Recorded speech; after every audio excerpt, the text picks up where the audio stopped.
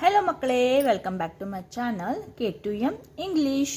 ಇವತ್ತಿನ ವಿಡಿಯೋದಲ್ಲಿ ನಾವು 4ನೇ ತರಗತಿಯ ಕನ್ನಡ ಪುಸ್ತಕವಾದ ಸವಿಕನ್ನಡ ಈ ಪುಸ್ತಕದಲ್ಲಿನ ಮಳೆ ಪದ್ಯ, ಓಕೆ, ಪಾಠ 4 ಮಳೆ, ಇದು ಪದ್ಯ ಭಾಗ. ಇದರ ಪ್ರಶ್ನೋತ್ತರ ಹಾಗೂ ಎಲ್ಲ ಭಾಷಾಭ್ಯಾಸಗಳನ್ನು ನಾವು ಇವತ್ತು ಬಿಡಿಸೋಣ. ಪಾಠ 4 ಮಳೆ, ಇದು ಪದ್ಯ. ಮೊದಲಿಗೆ ಪದಗಳ ಅರ್ಥ. ಕಡಲು ಅಂದರೆ ಸಮುದ್ರ, ಅಡ್ಡ ಅಂದರೆ ತಡೆಯುವುದು, ತಡೆ ಹಿಡಿಯುವುದು, ಬೆಳಗು ಅಂದರೆ ಪ್ರಕಾಶಿಸು, ಕವಿಯಿತು ಆವರಿಸಿತು, ನೆಲ ಭೂಮಿ, ಜಗ ಲೋಕ, ಸುರಿ ಕೆಳಕ್ಕೆ ಬೀಳು, ತಣಿದು ತಂಪಾಗಿ.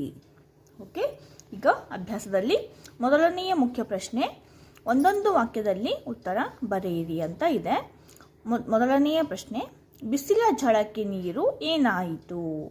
ಉತ್ತರ, ಬಿಸಿಲ ಝಳಕ್ಕೆ ನೀರು ಆವಿಯಾಯಿತು.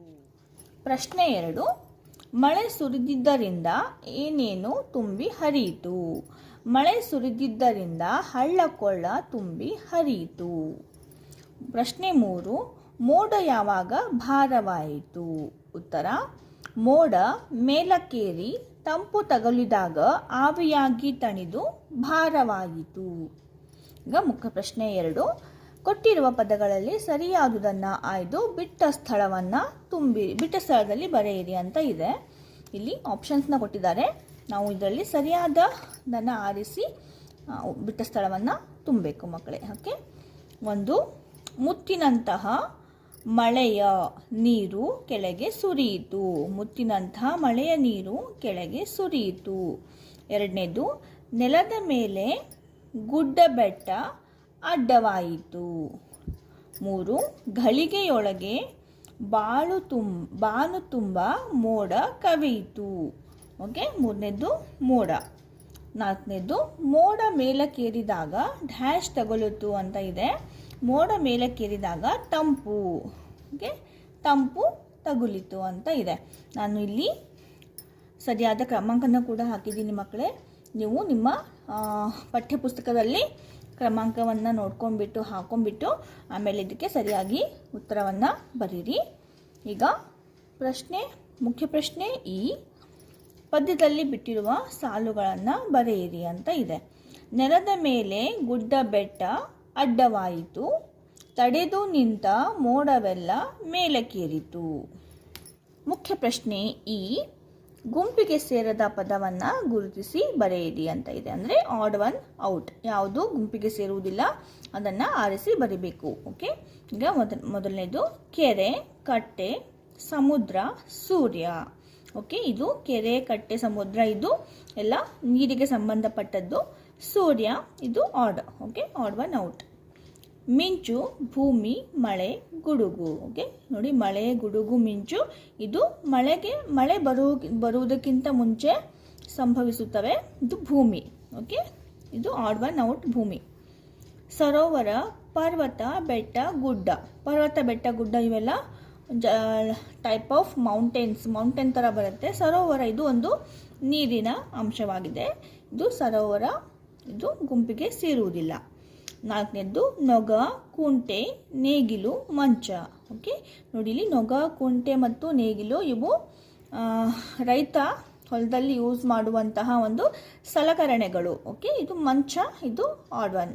ಓಕೆ, ಹಾಗಾಗಿ ಮಂಚ ಇದನ್ನು ನಾವು ಗುಂಪಿಗೆ ಸೇರೋದಿಲ್ಲ. ಓಕೆ, ಅದಕ್ಕೆ ಮಂಚ ಅಂತ ಬರೆದಿದ್ದೀವಿ. ನೆಕ್ಸ್ಟ್ ಈಗ ಮುಖ್ಯ ಪ್ರಶ್ನೆ, ಕೊಟ್ಟಿರುವ ಪದಗಳಿಗೆ ಸಮಾನಾರ್ಥಕ ಪದಗಳನ್ನು ಬರೆಯಿರಿ ಅಂತ ಇದೆ. ಓಕೆ,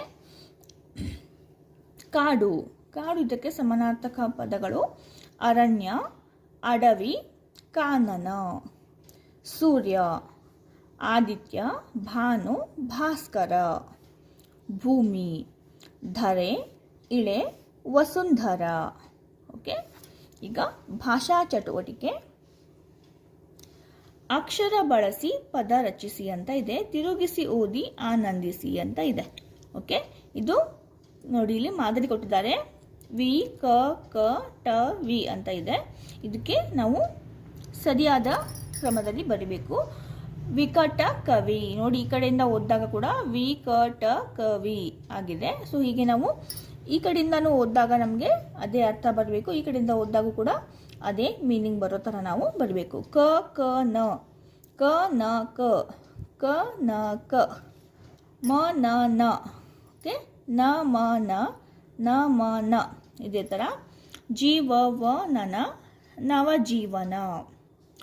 ರ ಸು ರ ಸುರ ಸುರ ಸುರರ ಸುರ.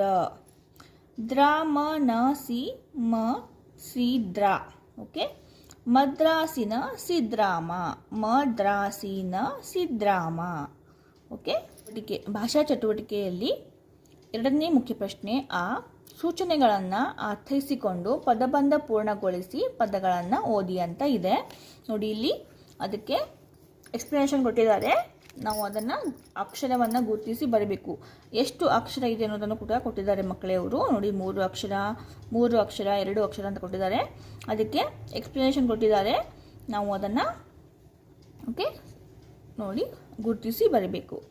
24 ನಿಮಿಷಗಳನ್ನು ಹೀಗೆ ಹೇಳುತ್ತಾರೆ ನೋಡಿ. ಎಡದಿಂದ ಬಲಕ್ಕೆ ನೋಡಿ, ಎಡದಿಂದ ಬಲಕ್ಕೆ ಈ ರೀತಿ ಬರ್ತವೆ ಇವು. 24 ನಿಮಿಷಗಳನ್ನು ಹೀಗೆ ಹೇಳುತ್ತಾರೆ. 3 ಅಕ್ಷರ. ಒಂದನೇದ್ದು 1 ಗಂಟೆ. 24 ನಿಮಿಷ ಅಂದರೆ ನೋಡಿ ಇಲ್ಲಿ 1 ಗಂಟೆ ಅಂತ ಇದೆ, 1 ಗಂಟೆ. ಜೀವರಾಶಿ ನೆಲೆಸಿರುವ ಪ್ರಪಂಚ. 3 ಎಲ್ಲಿದೆ ನೋಡಿ ಇಲ್ಲಿ. ಎರಡನೇದ್ದು ಜಗತ್ತು. ಜ ಮತ್ತು ತು ಅಂತ ಕೊಟ್ಟಿದ್ದಾರೆ. ಜಗತ್ತು ಜೀವರಾಶಿ ನೆಲೆಸಿರುವ ಪ್ರಪಂಚ ಜಗತ್ತು ಓಕೆ. ಕೆರೆ ಜೊತೆಯಲ್ಲಿರುವ ಜೋಡಿ ಪದ ನೋಡಿ ಇಲ್ಲಿ ಟೆ ಅಂತ ಕೊಟ್ಟಿದ್ದಾರೆ. ಕಟ್ಟೆ. 4ನೇದ್ದು ನಾವು ನಿಂತಿರುವ ಸ್ಥಳ. 2 ಅಕ್ಷರ ಓಕೆ. ಇದು ನೆಲ ನೋಡಿ ಇಲ್ಲಿ. 4ನೇದ್ದು ನೆಲ. ನಾವು ನಿಂತಿರುವ ಸ್ಥಳ ಯಾವುದು? ನೆಲ ಓಕೆ. ಈಗ 5ನೇದಿಲ್ಲ ಮಕ್ಕಳೇ. 5 ಮೇಲಿಂದ ಕೆಳಗೆ ಬರುತ್ತೆ. 6ನೇದು ಬೇಸಿಗೆ ಕಾಲದ ಪ್ರಭಾವವಿದು ಓಕೆ. ಬೇಸಿಗೆ ಕಾಲದ ಪ್ರಭಾವ. 6ನೇದು ಎಲ್ಲಿದೆ ಮಕ್ಕಳೇ? ಬಿಸಿಲು. ಬಿಸಿಲು ಬೇಸಿಗೆಗಾಲದಲ್ಲಿ ಏನು ಬರುತ್ತೆ? ಬಿಸಿಲು ಇರುತ್ತೆ ಓಕೆ. ಈಗ 7ನೇದು ಮೋಡ ಕರಗಿ ಬೀಳುವುದು. ಇದು 2 ಅಕ್ಷರ ಇದೆ. ಮೋಡ ಕರಗಿದ ನಂತರ ಏನು ಬರುತ್ತೆ? ಮಳೆ ಬರುತ್ತೆ ಓಕೆ. ಈಗ 8ನೇದು ಮೇಲೆ ನೋಡಿದಾಗ ಕಾಣುವುದು. 3 ಅಕ್ಷರ ಇದೆ. ಇದು ಎಷ್ಟನೇದ್ದು? 8ನೇದ್ದು. ಮುಗಿಲು. ಮೇಲೆ ನೋಡಿದಾಗ ನಮಗೆ ಕಾಣಿಸುವುದು ಮುಗಿಲು ಓಕೆ. ಈಗ 9ನೇದು ಈ ಸಮಯ ಮುತ್ತಿನಂಥದ್ದು. ಇದು 2 ಅಕ್ಷರದಿದೆ. 9ನೇದು ನೋಡಿ ಇಲ್ಲಿ ಹೊತ್ತು ಓಕೆ. ಮುತ್ತಿನಂಥದ್ದು ಅಂದರೆ ಮುತ್ತು ಹೊತ್ತು ಓಕೆ. ಈ ರೀತಿ ನಾವು ಬರಬೇಕು. ನೆಕ್ಸ್ಟ್ ಇವಾಗ ನೋಡಿ ಇಲ್ಲಿ ಗಟ್ಟಿಯಾದ ಪದಾರ್ಥ. ಮೇಲಿಂದ ಕೆಳಗೆ ಬರುವಂತಹದ್ದು ಗಟ್ಟಿಯಾದ ಪದಾರ್ಥ. ನೀರಿಗೆ ಮತ್ತೊಂದು ಹೆಸರು. ಇದರೊಳಗಿರುವುದು ಉಪ್ಪಿನ ನೀರು.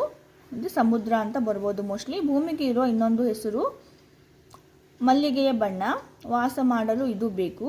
ಕಪ್ಪೆ ಚಿಪ್ಪಿನಲ್ಲಿರುವುದು ಓಕೆ. ಮೇಲಿನಿಂದ ಕೆಳಗೆ ನೋಡೋಣ ಯಾವ್ದ್ಯಾವ್ದು ಬರುತ್ತೆ ಅಂತ. ಮೇಲಿನಿಂದ ಕೆಳಗೆ ಯಾವ್ಯಾವಿದೆ ನೋಡಿದರೆ ಘನ. 1ನೇದು ಘನ ಅಂತ ಬರುತ್ತೆ. 2ನೇದು ಮತ್ತು ನೆಕ್ಸ್ಟು ಇಳೆ. ಭೂಮಿಗೆ ಮತ್ತೊಂದು ಹೆಸರು ಇಳೆ. ಇದು ಮನೆ. ನಮಗೆ ವಾಸ ಮಾಡಲಿಕ್ಕೆ ಬೇಕಾಗಿದ್ದು ಯಾವುದು? ಮನೆ ಅಂತ ಇದೆ. ಆಮೇಲೆ ನೆಕ್ಸ್ಟು ಜಲ. ನೀರಿಗೆ ಇನ್ನೊಂದು ಹೆಸರು ಜಲ ನೋಡಿ. ಉಪ್ಪು ಇಲ್ಲಿ ಉಪ್ಪು ಸಿಗುತ್ತೆ ಅಂತ ಹೇಳಿದ್ರಲ್ಲ, ಅದು ಕಡಲು ಓಕೆ. ಇದು ಬಿಳಿ ಬಣ್ಣ ಓಕೆ. ಆಮೇಲೆ ಮುತ್ತು ಓಕೆ. ಮಾದರಿಯಂತೆ ಪ್ರಾಸ ಪದಗಳನ್ನು ಬರೆಯಿರಿ ಅಂತ ಇದೆ ಮುಖ್ಯ ಪ್ರಶ್ನೆ. ಈ ಮಾದರಿ ಸುರಿಯಿತು ಹರಿಯಿತು. ಪ್ರಾಸ ಪದಗಳು ಅಂದರೆ ರೈಮಿಂಗ್ ವರ್ಡ್ಸ್ ಓಕೆ. ತಗುಲಿತು ತೊಡಗಿತು. ಕವಿಯಿತು ಗುಡುಗಿತು. ಅಡ್ಡವಾಯಿತು ಮೇಲಕ್ಕೇರಿತು ಓಕೆ. ಈಗ ಮುಖ್ಯ ಪ್ರಶ್ನೆ ಈ ಮಾದರಿಯಂತೆ ಜೋಡು ನುಡಿಗಳನ್ನು ಬರೆಯಿರಿ ಅಂತ ಇದೆ. ಮಾದರಿ ಬೆಟ್ಟ. ಇದಕ್ಕೆ ಜೋಡು ನುಡಿ ಬೆಟ್ಟ ಗುಡ್ಡ. ಕೆರೆ ಕೆರೆ ಕಟ್ಟೆ. ಗುಡುಗು ಗುಡುಗು ಸಿಡಿಲು. ಕಸ ಕಸ ಕಡ್ಡಿ. ಮುತ್ತು ಮುತ್ತು ರತ್ನ ಓಕೆ. ಈ ರೀತಿ ನಾವು ಇದಕ್ಕೆ ಜೋಡು ಪದಗಳನ್ನು ಬರೀಬೇಕಾಗುತ್ತೆ ಮಕ್ಕಳೇ. ಬಳಕೆ ಚಟುವಟಿಕೆ ಅಂತ ಇದೆ ಮಕ್ಕಳೇ. ಚಿತ್ರ ಗಮನಿಸಿ ಕೊಟ್ಟಿರೋ ಪದ ಬಳಸಿ ಕವನ ರಚಿಸಿ ಅಂತ ಇದೆ ನೋಡಿ. ಇಲ್ಲಿ ಕವಿಯಿತು, ಮಳೆ, ಇಲೆ, ಹೊಳೆ, ಬೆಳೆಯು, ಮೋಡ, ಬೆಳೆಯಿತು, ಬಂದಿತು, ಇಳಿಯಿತು ಮತ್ತು ತುಂಬಿತು ಅಂತ ಇದೆ. ಈ ಪ್ರಾಸಪದಗಳನ್ನು ನಾವು ಉಪಯೋಗಿಸಿ ಒಂದು ಪದವನ್ನು ಅಥವಾ ಕವನವನ್ನು ರಚಿಸಿ ಅಂತ ಹೇಳ್ತಾ ಇದ್ದಾರೆ ಮಕ್ಕಳೇ. ಮೋಡ ಕವಿಯಿತು, ಮಳೆ ಬಂದಿತು,